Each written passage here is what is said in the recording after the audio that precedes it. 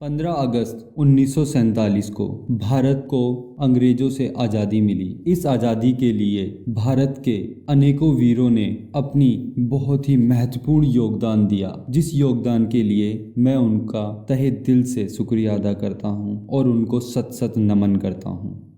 आज की इस वीडियो में मैं उसी समय के कुछ अनोखी बातें आपको बताने जा रहा हूं, जो शायद ही आपने कभी पढ़ी होंगी या आपको किसी ने बताया होगा। आज से 400 वर्ष पहले ब्रिटिश ईस्ट इंडिया कंपनी वर्ष 1600 में भारत आई। दरअसल ईस्ट इंडिया कंपनी तब यहाँ कारोबार करने आई थी, अर्थात यहाँ बिजनेस करने आई थी। ये यहाँ चाय, कॉटन और सिल्क का कारोबार करने आई थी, परंतु उसने साल दर साल सन 1857 में भारत पर पूर्ण रूप से अपना कब्जा कर लिया और जिससे भारत लगभग 100 साल तक जूझता रहा।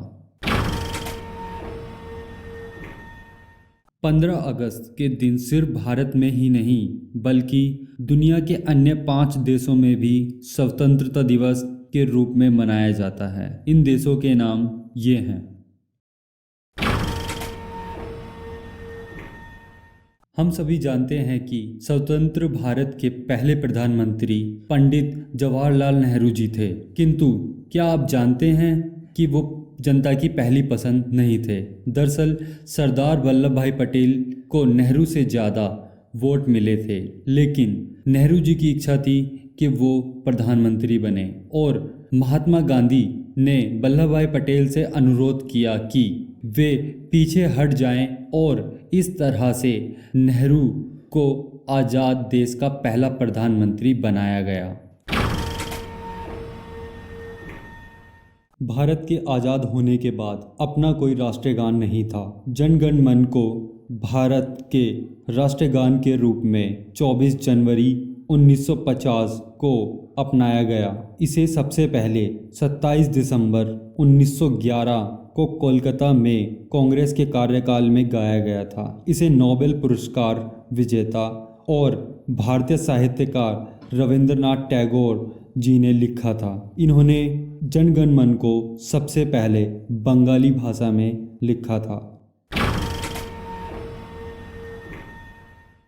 भारत के पहले प्रधानमंत्री नेहरू जी को दुनिया भर में स्टाइल आइकन के रूप में देखा जाता था। उनका नेहरू जैकेट इतना ज़्यादा फेमस हुआ कि उस समय की एक फेमस मैगजीन के कवर पर उनको जगह मिली।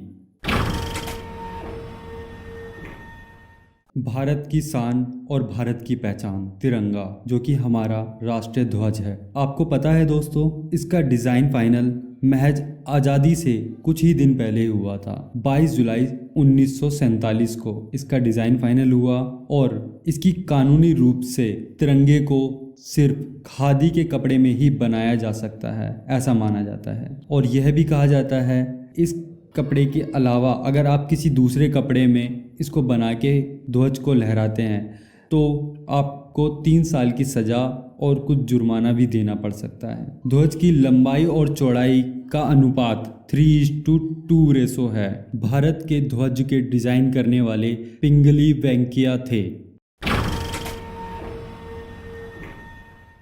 आज 75 रुपये के बराबर $1 है। वहीं साल 1947 में भारत का 1 रुपया $1 के बराबर था।